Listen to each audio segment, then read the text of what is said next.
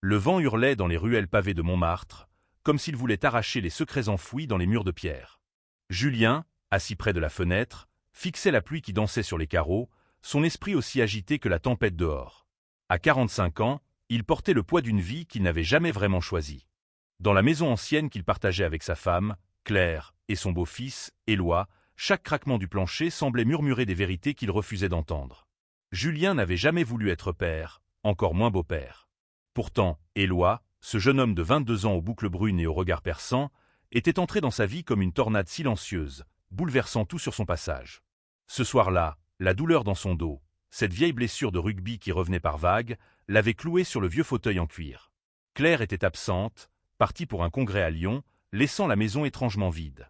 Éloi, rentré tard de l'université, avait trouvé Julien courbé, les traits tirés, une grimace de souffrance sur le visage. « Tu vas bien ?» avait demandé Éloi, sa voix douce mais teintée d'une inquiétude sincère. Julien avait haussé les épaules, comme toujours, fuyant la vulnérabilité. « Juste mon dos. Ça passera. » Mais Éloi n'avait pas bougé. Il s'était approché, ses baskets grinçant légèrement sur le parquet, et avait posé une main sur l'épaule de Julien. « Laisse-moi t'aider. » Julien avait voulu refuser, par réflexe, par peur peut-être. Mais il n'avait pas eu la force. Éloi s'était placé derrière lui, ses doigts agiles commençant à masser les muscles noués de son dos. Chaque pression était à la fois douloureuse et libératrice, comme si Éloi dénouait bien plus que des tensions physiques. Julien ferma les yeux, laissant le silence les envelopper, troublé par la chaleur de ce contact inattendu. Il n'avait jamais été proche. Éloi était le fils de Claire, issu d'un premier mariage, et Julien, marié sur le tard, avait toujours maintenu une distance prudente. Il n'avait jamais su comment parler à ce jeune homme, si différent de lui, si libre dans ses idées, si ouvertement fier de qui il était. Éloi n'avait jamais caché son homosexualité, et si Claire l'acceptait avec amour, Julien, lui, avait toujours ressenti une gêne qui ne s'expliquait pas. Était-ce de l'incompréhension, de la peur, ou autre chose, quelque chose de plus profond qu'il refusait d'admettre? « Tu portes trop de choses, Julien, » murmura Éloi, brisant le silence. Ses mains s'arrêtèrent un instant, suspendues, comme s'il hésitait à continuer. « Pas juste dans ton dos. Dans ta tête, aussi. » Julien tressaillit. Comment ce gamin pouvait-il voir si clair en lui? Il ouvrit la bouche pour répondre, mais aucun mot ne vint. À la place, il sentit une chaleur étrange monter en lui, un mélange de gratitude et de confusion. Éloi reprit son massage, plus doucement cette fois, comme s'il cherchait à apaiser bien plus que la douleur physique. La pluie continuait de battre contre les fenêtres, mais à l'intérieur, le temps semblait suspendu. Julien sentit une larme rouler sur sa joue, une larme qu'il n'avait pas vue venir. Il ne pleurait jamais. Pas depuis des années. Pourtant, ce simple geste d'Éloi, cette attention désintéressée, avait fissuré quelque chose en lui. Et puis, Éloi fit quelque chose d'inattendu. Il cessa de masser, contourna le fauteuil et s'agenouilla devant Julien, ses yeux sombres plongés dans les siens. Sans un mot, il posa sa main sur celle de Julien, un geste si simple, si intime, qu'il sembla arrêter le monde. Ce n'était pas un geste d'amour romantique, ni même d'amitié. C'était autre chose, un pont jeté entre deux âmes que tout semblait opposer. Julien sentit son cœur se serrer. Il voulut parler, expliquer, se défendre peut-être, mais Éloi secoua doucement la tête, comme pour dire « pas besoin de mots ». Et dans cet instant, Julien comprit que ce geste, ce contact, allait changer quelque chose en lui, pour toujours. Le lendemain matin, la maison était baignée d'une lumière pâle, presque irréelle. Julien se réveilla avec une sensation étrange, comme si une partie de lui s'était délestée d'un poids qu'il portait depuis trop longtemps. Il descendit à la cuisine, où Éloi préparait du café, son habituelle nonchalance contrastant avec l'intensité de la veille. « Bien dormi ?» demanda Éloi, sans lever les yeux de la cafetière. Julien hocha la tête, mal à l'aise. « Ouais. Merci pour hier. » Éloi esquissa un sourire, mais il y avait une ombre dans son regard. « Pas de quoi. Mais tu sais, Julien, si tu continues à tout garder pour toi, ça va finir par t'étouffer. » Ces mots frappèrent Julien comme un coup. Il n'était pas habitué à ce genre de franchise, surtout pas de la part d'un jeune de l'âge d'Éloi. Il s'assit à la table, fixant sa tasse vide, cherchant quoi répondre. Mais avant qu'il ne puisse parler, Éloi ajouta « Tu n'es pas obligé d'être parfait. Ni pour maman, ni pour moi, ni pour personne. » Julien sentit une boule se former dans sa gorge. Éloi avait raison. Toute sa vie, il s'était efforcé d'être l'homme qu'on attendait de lui. Fort, stoïque, irréprochable. Mais à quel prix? Il pensa à son passé, à ses rêves abandonnés, à cette part de lui qu'il avait enfouie si profondément qu'il en avait presque oublié l'existence. « Et toi » demanda soudain Julien, surprenant même lui-même. « Pourquoi tu fais tout ça? Pourquoi tu t'embêtes avec un vieux grincheux comme moi ?» Éloi rit, un rire clair qui emplit la pièce. « Parce que t'es pas juste un vieux grincheux. T'es compliqué. Et j'aime les trucs compliqués. » Ce moment de légèreté dissipa un peu la tension, mais Julien savait que quelque chose avait changé entre eux. Ce n'était pas seulement le massage, ni même ce geste de la veille. C'était une porte qui s'ouvrait, un chemin vers une compréhension mutuelle qu'il n'avait jamais cru possible. Les jours suivants, Julien se surprit à observer Éloi différemment.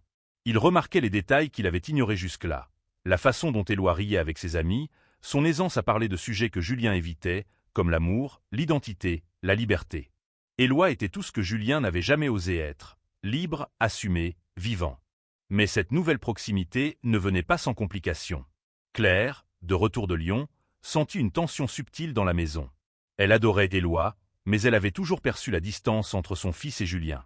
Elle remarqua les regards échangés, les silences moins pesants, et cela l'intrigua autant que cela l'inquiéta. « Tout va bien entre vous deux ?»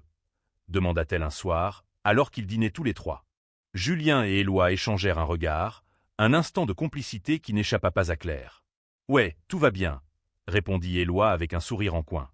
Julien acquiesça, mais au fond de lui, il savait que ce bien était fragile, comme une flamme vacillante dans le vent. Les semaines qui suivirent furent un mélange de calme apparent et de tempête intérieure pour Julien. Il se surprenait à attendre les moments où Éloi rentrait de l'université, ses écouteurs vissés aux oreilles, fredonnant des chansons que Julien ne connaissait pas. Ces instants, autrefois banals, prenaient une nouvelle couleur, comme si chaque interaction avec Éloi portait une promesse implicite de vérité. Un soir, alors que la pluie avait laissé place à un ciel étoilé, Julien trouva Éloi sur la petite terrasse de la maison, un carnet à la main. Il dessinait, ses doigts courant sur le papier avec une précision presque hypnotique. Julien s'arrêta dans l'embrasure de la porte, hésitant à interrompre. Éloi, sentant sa présence, leva les yeux. « Tu veux voir ?» demanda-t-il, un sourire timide aux lèvres. Julien s'approcha, maladroit, et jeta un coup d'œil au carnet. C'était un croquis d'un homme, les traits flous mais empreints d'une mélancolie familière. « C'est moi ?» murmura Julien, troublé. Éloi hocha la tête. « Je t'ai vu l'autre jour, près de la fenêtre. Tu avais l'air perdu. J'ai voulu capturer ça. » Julien ne savait pas quoi répondre. Ce dessin, si simple, semblait exposer une part de lui qu'il gardait cachée. Il sentit une chaleur monter à ses joues, un mélange de gêne et d'émotion. « Tu es doué, » dit-il finalement, sa voix rauque. Éloi haussa les épaules. « C'est juste un moyen de comprendre les gens. » Ce soir-là, ils parlèrent longtemps, de tout et de rien. Éloi raconta ses études d'art, ses rêves de voyager, son premier amour, un garçon nommé Théo qu'il avait rencontré à 17 ans. Julien, d'abord mal à l'aise, se surprit à écouter avec attention, fasciné par la liberté avec laquelle Éloi parlait de son passé. Lui, qui avait grandi dans une petite ville de Normandie où les émotions étaient tabous, enviait cette aisance. Mais cette conversation raviva aussi des souvenirs enfouis. Julien se rappela ses propres années de jeunesse, ces moments où il avait senti quelque chose en lui, une attirance qu'il n'avait jamais osé nommer. À l'époque, il avait étouffé ses pensées, se convainquant qu'elle n'était qu'une phase, un égarement. Il s'était marié avec Claire, pensant que l'amour conventionnel effacerait tout le reste. Mais ce soir, face à Éloi, ses souvenirs refaisaient surface, plus vivaces que jamais. Le lendemain, Julien décida de s'ouvrir, juste un peu. Il invita Éloi à l'accompagner à une brocante dans le Marais, un endroit où il aimait chiner des vieux livres. Éloi accepta avec enthousiasme, et pour la première fois, Julien se sentit à l'aise en sa compagnie, comme si une barrière invisible s'était effacée. Ils déambulèrent parmi les étals, riant de trouvailles absurdes, comme un vieux vinyle de chansons disco ou une lampe en forme de poisson. Éloi s'arrêta devant un stand de bijoux anciens et ramassa une petite bague en argent, ornée d'une pierre bleue. « Ça t'irait bien, » dit-il en plaisantant, tendant la bague à Julien. Julien rit, mais il sentit son cœur s'accélérer. Il prit la bague, la fit tourner entre ses doigts, puis la reposa. « Pas mon style, » murmura-t-il, mais son sourire trahissait une émotion qu'il ne comprenait pas encore. Sur le chemin du retour, Éloi parla de sa vie à l'université, de ses amis, de la communauté LGBT qu'il fréquentait. « Tu sais, » dit-il soudain, « je me suis toujours demandé pourquoi tu semblais si distant. Pas juste avec moi, mais avec tout le monde. » Julien s'arrêta net, frappé par la question. Il chercha ses mots, mais tout ce qu'il trouva fut J'ai grandi dans un monde différent, Éloi. Les choses n'étaient pas aussi simples qu'aujourd'hui. Éloi le regarda, ses yeux pleins de compassion. Ça ne veut pas dire que tu dois rester coincé là-dedans. Cette conversation marqua un tournant. Julien commença à se poser des questions qu'il avait évitées toute sa vie. Pourquoi avait-il toujours fui les émotions? Pourquoi ce geste d'Éloi, cette main posée sur la sienne, l'avait-il bouleversé à ce point? Il passa des nuits blanches à y penser, oscillant entre peur et curiosité. Un soir, alors qu'il feuilletait un vieux carnet de poèmes qu'il avait écrit dans sa jeunesse, il tomba sur des lignes qu'il avait presque oubliées. Des mots d'amour, d'incertitude, adressés à quelqu'un qu'il n'avait jamais nommé. Était-ce à un homme? À une idée? Il ne savait plus, mais ces vers réveillèrent en lui une douleur sourde, comme un écho d'une vie qu'il n'avait pas vécue. Pendant ce temps, Éloi continuait d'être une présence lumineuse dans la maison. Il organisait des soirées avec ses amis, remplissant les lieux de rire et de musique. Julien, d'abord réticent, se surprit à participer, à écouter leurs histoires, à découvrir un monde qu'il avait toujours maintenu à distance. Il rencontra même Théo, l'ex d'Éloi, un jeune homme charismatique qui lui serra la main avec une chaleur désarmante. « Éloi parle souvent de vous, » dit Théo avec un sourire. « Il vous admire, vous savez. » Julien fut pris de court. Lui admirait? Par Éloi, il n'avait jamais rien fait pour mériter ça. Pourtant, ces mots plantèrent une graine en lui, une envie de se montrer digne de cette admiration. Mais tout n'était pas simple.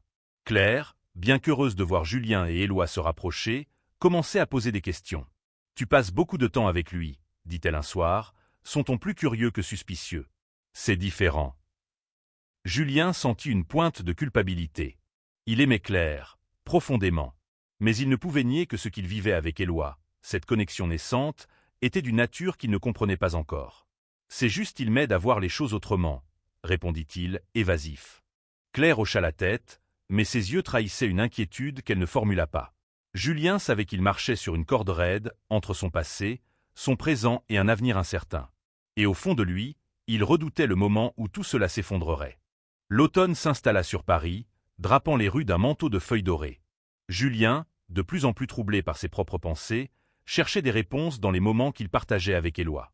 Leur relation, bien que platonique, prenait une intensité qu'il n'avait jamais connue. Chaque conversation, chaque regard semblait chargé d'une signification qu'il n'osait pas décrypter. Un soir, Éloi l'invita à une exposition dans une petite galerie du 11e arrondissement. « Tu verras, c'est un ami qui expose. Ses œuvres parlent de liberté, d'identité. Ça pourrait te plaire. » Julien, curieux malgré lui, accepta. La galerie était un espace intime, rempli de toiles vibrantes et de sculptures audacieuses. Les œuvres, signées par un jeune artiste nommé Malik, un Français d'origine algérienne, exploraient les luttes intérieures de ceux qui vivaient en marge des normes. Julien, face à une peinture représentant deux silhouettes entrelacées dans l'ombre, sentit son cœur se serrer. Il y voyait quelque chose de lui, quelque chose qu'il n'avait jamais osé affronter. Éloi, à ses côtés, observait ses réactions. « Ça te parle ?» demanda-t-il doucement. Julien hésita, puis murmura « Ça me rappelle des choses que j'ai oubliées. » Éloi ne le pressa pas, mais son silence était une invitation. Julien sentit les mots monter, des mots qu'il avait gardés prisonniers pendant des décennies. « Quand j'avais ton âge, » commença-t-il, la voix tremblante, « il y avait quelqu'un. Un ami. On était proches, trop peut-être. Mais je n'ai jamais rien dit. » Éloi l'écouta sans l'interrompre, ses yeux pleins de compréhension. Quand Julien se tut, il posa une main sur son bras. « Tu n'as pas à avoir honte, Julien. Ce que tu ressens, ce que tu as ressenti, c'est toi. Et c'est beau. » Ces mots, si simples, brisèrent quelque chose en Julien. Il sentit les larmes monter, mais cette fois, il ne les retint pas. Ils sortirent de la galerie en silence, marchant sous les lampadaires de Paris, chacun perdu dans ses pensées. Julien savait qu'il ne pouvait plus fuir. Pas après ça. De retour à la maison, Julien passa des heures à écrire. Il noircissait des pages de son carnet, mettant des mots sur des émotions qu'il n'avait jamais osé nommer. Il écrivait sur cet ami d'autrefois, sur les regards échangés, sur les moments où il avait senti son cœur battre plus fort. Il écrivait aussi sur Éloi, sur la façon dont ce jeune homme, par sa simple présence, l'avait poussé à regarder en lui-même. Mais cette introspection avait un prix. Julien sentait la distance grandir entre lui et Claire. Il l'aimait, il en était certain, mais il ne pouvait ignorer la part de lui qu'il découvrait à travers Éloi. Il se surprit à rêver d'une vie différente, une vie où il aurait eu le courage d'être lui-même. Ses pensées le terrifiaient autant qu'elles le libéraient. Un après-midi, alors qu'il travaillait dans son bureau, Éloi frappa à la porte. « Je peux te parler ?» demanda-t-il, inhabituellement sérieux. Julien hocha la tête, refermant son carnet. Éloi s'assit en face de lui, les mains croisées. « J'ai l'impression que tu te bats contre quelque chose, Julien. Et je veux que tu saches que je suis là. Pas juste comme ton beau-fils, mais comme quelqu'un qui comprend. » Julien sentit son cœur se serrer. Il voulait parler, tout avouer, mais les mots restaient coincés. À la place, il tendit la main et serra celle d'Éloi, un geste qui en disait plus que n'importe quelle confession. Éloi sourit, un sourire triste mais plein d'espoir. Mais le monde ne s'arrête pas pour les révélations personnelles. Quelques jours plus tard, Claire annonça qu'elle avait été invitée à un colloque à Bruxelles et qu'elle voulait que Julien l'accompagne. « Ça nous ferait du bien, non ? De passer du temps ensemble », dit-elle avec un sourire qui masquait mal son inquiétude. Julien accepta, mais son cœur était ailleurs. À Bruxelles, il se sentit déconnecté, comme un acteur jouant un rôle qu'il ne comprenait plus. Claire, toujours perspicace, finit par aborder le sujet. « Julien, qu'est-ce qui se passe ? Tu n'es pas toi-même. » Il voulut nier, mais les mots d'Éloi résonnaient dans sa tête. « Tu n'as pas à avoir honte. » Alors, pour la première fois, il parla. Il raconta son passé, ses doutes, ses peurs. Il parla d'Éloi, non pas comme d'un amant, mais comme d'un miroir qui lui avait montré qui il était vraiment. Claire écouta, les larmes aux yeux, mais sans colère. « Je veux que tu sois heureux, Julien, » murmura-t-elle. « Même si ça veut dire qu'on doit réécrire notre histoire. » De retour à Paris, Julien savait qu'il devait parler à Éloi. Il le trouva dans sa chambre, entouré de toiles et de pinceaux. « Éloi, » commença-t-il, la voix tremblante, « je ne sais pas ce que je suis, ni ce que je veux. Mais grâce à toi, je commence à me poser les bonnes questions. » Éloi le regarda, un mélange de surprise et de fierté dans les yeux. « C'est tout ce que je voulais, Julien. Que tu sois toi. » L'hiver s'installa doucement sur Paris, apportant avec lui un froid mordant qui semblait refléter l'incertitude dans le cœur de Julien.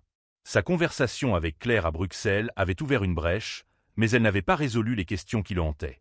Il aimait Claire, il en était certain, mais il ne pouvait nier que quelque chose en lui s'était éveillé, quelque chose qu'il ne comprenait pas encore pleinement. Éloi, de son côté, continuait à vivre avec une légèreté qui contrastait avec la tempête intérieure de Julien. Il organisait des soirées, riait avec ses amis, et semblait naviguer dans le monde avec une aisance que Julien enviait. Pourtant, il y avait des moments où Julien surprenait un regard d'Éloi, une ombre de préoccupation, comme s'il sentait que leur lien, si précieux, était aussi fragile. Un soir, alors que la neige tombait doucement sur Montmartre, Julien trouva Éloi dans le salon, en train de lire un recueil de poèmes de Rimbaud. « Tu aimes ça ?» demanda Julien, s'asseyant à côté de lui. Éloi leva les yeux, un sourire en coin. « Rimbaud, c'est intense. Il vivait tout à fond, sans compromis. Ça me parle. » Julien hocha la tête, pensif. « J'ai essayé d'écrire des poèmes, autrefois. Rien d'aussi bon que ça. » Éloi referma le livre, intrigué. « Tu écris encore ?» Julien hésita, puis alla chercher son carnet. Il le tendit à Éloi, le cœur battant. « Lis, si tu veux. Mais ne te moque pas. » Éloi parcourut les pages, son expression passant de la curiosité à l'émotion. « Julien, c'est beau. Tu as une âme de poète, tu sais. » Julien rougit, gêné. « C'est juste des gribouillages. » Mais Éloi secoua la tête. « Non, c'est toi. C'est tout ce que tu n'as jamais dit à voix haute. » Ce soir-là, ils parlèrent jusqu'à l'aube, partageant des confidences qu'ils n'avaient jamais osé formuler. Julien raconta son enfance, son père autoritaire qui méprisait les émotions, ses années de rugby où il s'était forgé une armure. Éloi, en retour, parla de son coming out à 16 ans, des regards hostiles à l'école, mais aussi de la liberté qu'il avait trouvée en assumant qui il était. Le lendemain, Julien décida de faire un pas de plus. Il s'inscrivit à un atelier d'écriture dans le quartier, un espace où il pourrait explorer ses pensées à travers les mots. À sa grande surprise, Éloi demanda à l'accompagner. « J'ai toujours voulu essayer, » dit-il avec un sourire. L'atelier était animé par une femme nommée Sophie, une poétesse d'une 50aine d'années au regard bienveillant. Elle encouragea chacun à écrire sur un moment qui avait changé sa vie. Julien, après un long moment d'hésitation, écrivit sur ce soir où Éloi avait massé son dos, sur ce geste qui avait tout bouleversé. Lorsqu'il partagea son texte, sa voix tremblait, mais il sentit un poids s'envoler. Éloi, lui, écrivit sur sa première Pride, sur la sensation d'être entouré de gens qui l'acceptaient tel qu'il était. En écoutant son texte, Julien sentit une pointe d'envie, mais aussi une admiration profonde. Éloi vivait avec un courage qu'il n'avait jamais eu. Mais cette nouvelle ouverture ne venait pas sans défi. Claire, bien qu'elle ait accepté les confessions de Julien à Bruxelles, commençait à ressentir une distance grandissante. Un soir, elle le prit à part. « Julien, je vois que tu changes, et je suis heureuse pour toi. Mais j'ai peur de te perdre. » Julien sentit son cœur se serrer. Il ne voulait pas perdre Claire, mais il ne pouvait pas non plus ignorer la vérité qu'il découvrait sur lui-même. « Je ne sais pas où tout ça va me mener, » admit-il. « Mais je te promets que je t'aime, et que je veux qu'on trouve un moyen de continuer ensemble. » Claire hocha la tête, mais ses yeux étaient pleins de larmes. « Je veux que tu sois heureux, Julien. Même si ça veut dire qu'on doit redéfinir ce qu'on est. » Quelques jours plus tard, Éloi annonça qu'il avait été accepté pour un stage artistique à Berlin. « C'est une opportunité incroyable, » dit-il, les yeux brillants d'excitation. « Mais je vais te manquer, pas vrai ?» Julien rit, mais son cœur se serra. Éloi allait partir, et avec lui, une partie de cette lumière qui l'avait guidé ces derniers mois. « Tu n'as pas idée, » murmura-t-il. Avant son départ, Éloi organisa une petite fête à la maison, invitant ses amis et même quelques collègues de Julien. La soirée fut remplie de rires, de musique et d'une chaleur que Julien n'avait pas ressentie depuis longtemps. À un moment, Éloi leva son verre et porta un toast. À ceux qui osent être eux-mêmes, même quand c'est difficile. Julien sentit tous les regards se tourner vers lui, comme si Éloi parlait directement à son cœur. Il leva son verre à son tour, les larmes aux yeux. « À toi, Éloi. Merci. » Le départ d'Éloi pour Berlin laissa un vide dans la maison. Les pièces, autrefois remplies de ses rires et de sa musique, semblaient trop grandes, trop silencieuses. Julien se surprenait à passer devant la chambre d'Éloi, espérant y trouver un écho de sa présence. Mais il savait que ce vide n'était pas seulement physique. Éloi avait ouvert une porte en lui, et maintenant, il devait apprendre à marcher seul sur ce chemin. Claire, de son côté, faisait de son mieux pour maintenir un équilibre.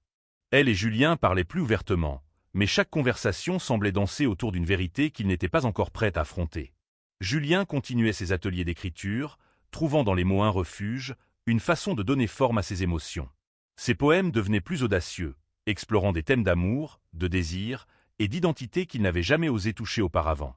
Un jour, Sophie, l'animatrice de l'atelier, lui demanda s'il accepterait de lire l'un de ses poèmes lors d'une soirée publique. « Tu as une voix unique, Julien, » dit-elle. « Les gens ont besoin d'entendre ce que tu as à dire. » Julien, terrifié à l'idée de s'exposer, accepta pourtant. La soirée eut lieu dans une petite librairie du quartier latin, un lieu chaleureux rempli de livres et de visages curieux. Lorsqu'il monta sur la petite scène, son cœur battait à tout rompre. Il lut un poème intitulé « L'ombre et la lumière », inspiré par Éloi et par ce geste qui avait tout changé. Quand il termina, la salle éclata en applaudissements. Julien, rouge d'émotion, sentit une liberté nouvelle l'envahir. Pour la première fois, il n'avait pas eu honte de qui il était.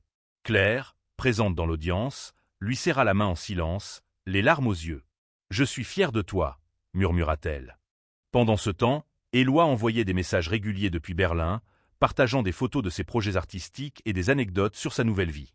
Ses mots étaient pleins d'enthousiasme, mais Julien y décelait une pointe de nostalgie.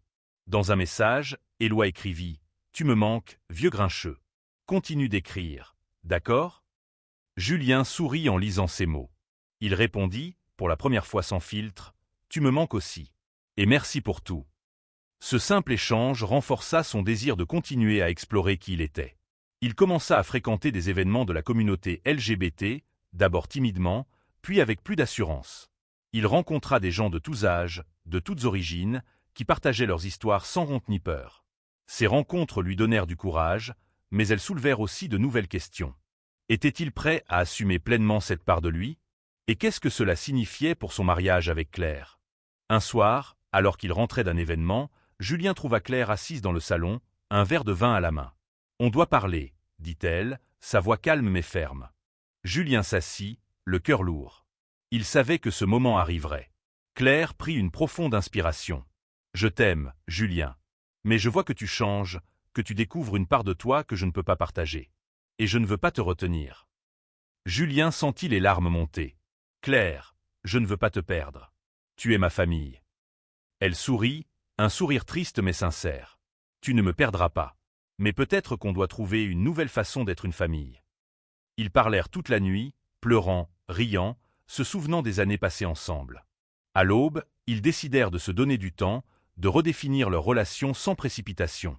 Julien savait que ce ne serait pas facile, mais il se sentait, pour la première fois, en paix avec lui-même. Quelques semaines plus tard, Éloi annonça qu'il rentrerait à Paris pour les fêtes. Julien sentit une joie immense à l'idée de le revoir. Il voulait lui parler de tout ce qui s'était passé, de ses poèmes, de ses nouvelles amitiés, de son cheminement. Il voulait lui dire merci, encore une fois, pour avoir été le catalyseur de cette transformation. La veille de son retour, Julien écrivit un poème qu'il intitula « Le geste ». C'était une ode à ce moment où Éloi avait posé sa main sur la sienne, un moment qui avait changé sa vie. Il savait qu'il le lirait à Éloi, comme une façon de clore un chapitre et d'en ouvrir un nouveau. Noël approchait, et Paris scintillait sous les décorations festives. Julien, pour la première fois depuis longtemps, se sentait en harmonie avec la ville. Les lumières, les rires, les odeurs de marron chaud dans les rues semblaient refléter l'espoir qu'il portait en lui. Éloi devait rentrer le lendemain, et Julien préparait la maison avec une excitation qu'il n'avait pas ressentie depuis des années. Claire, de son côté, avait trouvé un nouvel équilibre. Elle et Julien avaient décidé de vivre séparément pour un temps, tout en restant proches. Ils partageaient encore des dîners, des souvenirs et une amitié profonde. Claire avait commencé à explorer ses propres passions, s'inscrivant à des cours de photographie, et Julien admirait sa force. Leur amour avait changé, mais il n'avait pas disparu. Le jour du retour d'Éloi, Julien se rendit à la gare du Nord, le cœur battant. Quand il vit Éloi descendre du train, ses boucles brunes ébouriffées et un sourire éclatant aux lèvres, il sentit une vague de chaleur l'envahir. « T'as pas changé, vieux grincheux », lança Éloi en l'enlaçant. Julien rit, ému. « Toi non plus, gamin. » Ils passèrent la soirée à parler, à rattraper le temps perdu. Éloi raconta Berlin, ses galeries, ses nuits animées. Julien, lui, parla de ses poèmes, de l'atelier, des gens qu'il avait rencontrés. « J'ai commencé à aller à des événements, avoua-t-il. Des trucs comme ceux où tu vas. » Éloi haussa un sourcil, amusé. « Sérieux ? Julien, t'es en train de devenir cool. » Le lendemain, Julien invita Éloi à la librairie où il avait lu son poème. Il voulait lui montrer le lieu, mais surtout, il voulait lui lire « Le geste ». La librairie était presque vide, baignée dans une lumière douce. Julien sortit son carnet, les mains tremblantes. « J'ai écrit quelque chose pour toi, » dit-il. Éloi s'assit, intrigué. Julien commença à lire, sa voix portant chaque mot avec une émotion brute. Le poème parlait de ce soir où Éloi avait massé son dos, de ce geste qui avait brisé ses défenses, de la lumière qu'il avait apportée dans sa vie. Quand il termina, Éloi avait les larmes aux yeux. « Julien, c'est magnifique. » Il se leva et serra Julien dans ses bras, un geste aussi simple et puissant que celui qui avait tout déclenché. « Je suis tellement fier de toi, » murmura-t-il. Les jours suivants, Julien et Éloi passèrent beaucoup de temps ensemble, explorant Paris, discutant de l'avenir. Julien se sentait plus léger, comme si chaque pas le rapprochait de lui-même. Il commença à envisager une vie où il pourrait être pleinement authentique, sans peur ni honte. Un soir, alors qu'il marchait le long de la Seine, Éloi s'arrêta. « Tu sais, Julien, je ne t'ai jamais dit à quel point tu comptes pour moi. Pas juste comme beau-père, mais comme quelqu'un qui m'inspire. » Julien, ému, ne trouva pas les mots. À la place, il serra la main d'Éloi, comme Éloi l'avait fait ce soir-là. C'était un geste de gratitude, de connexion, de promesses non dites. Mais la vie, comme toujours, apportait son lot de défis. Éloi reçut une offre pour prolonger son stage à Berlin, une opportunité qui pourrait lancer sa carrière. Julien, bien qu'heureux pour lui, sentit une pointe de tristesse. « Tu vas partir pour de bon, hein ?» demanda-t-il un soir. Éloi hocha la tête, mais son sourire était rassurant. « Pas pour de bon. Paris, c'est chez moi. Et toi, t'es ma famille. » Les semaines qui suivirent le retour d'Éloi furent un mélange de joie et de mélancolie. Julien savait que le temps avec lui était compté avant son retour à Berlin. Chaque moment partagé, chaque conversation, semblait précieux, comme un trésor qu'il voulait préserver. Il continua ses ateliers d'écriture, publiant même quelques poèmes dans une revue locale.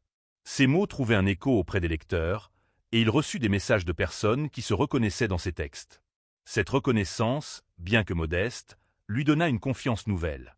Il n'était plus seulement l'homme qui avait vécu dans l'ombre de ses peurs. Il était Julien, un homme en devenir, un homme qui apprenait à s'aimer. Claire, de son côté, s'épanouissait dans sa nouvelle vie.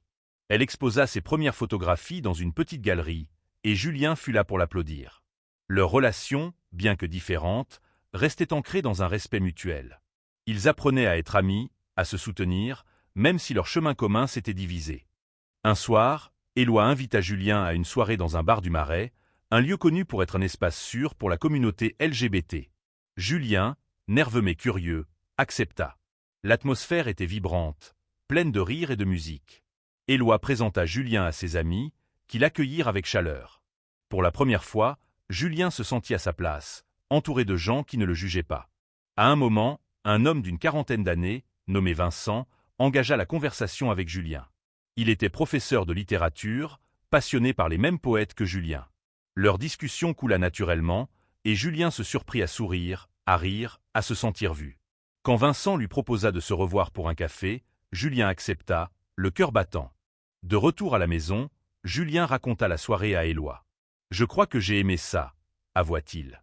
Être là, parler avec Vincent. Ça m'a fait du bien. » Éloi sourit, fier. « Tu vois, tu commences à vivre, Julien. Vraiment vivre. » Quelques jours plus tard, Julien rencontra Vincent pour un café. Ils parlèrent pendant des heures, partageant leurs histoires, leurs rêves, leurs peurs. Julien, pour la première fois, parla ouvertement de son passé, de ses doutes, de son cheminement. Vincent l'écouta avec une patience infinie, et quand il posa sa main sur celle de Julien, ce geste rappela à Julien celui d'Éloi, mais avec une nuance différente. C'était un geste d'attirance, de possibilité. À mesure que le départ d'Éloi approchait, Julien sentit le besoin de lui offrir quelque chose, un symbole de leur lien. Il se rendit à la brocante du Marais et retrouva la bague en argent qu'Éloi avait plaisanté à propos de mois plus tôt. Il l'acheta, non pas comme un bijou, mais comme un rappel de leur connexion. Le dernier soir avant le départ d'Éloi, Julien lui tendit la bague. « C'est pour te rappeler que tu as changé ma vie, » dit-il, la voix tremblante. Éloi prit la bague, les larmes aux yeux. « Et toi, tu as changé la mienne, » murmura-t-il. Ils s'enlacèrent, un moment de pure sincérité, un adieu temporaire mais chargé d'amour.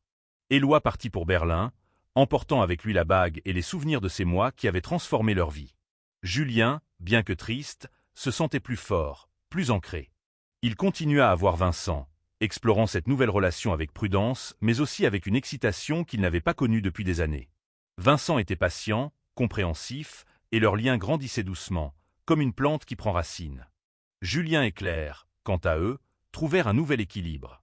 Ils restaient proches, partageant des moments de complicité, mais ils savaient tous deux que leur avenir serait différent.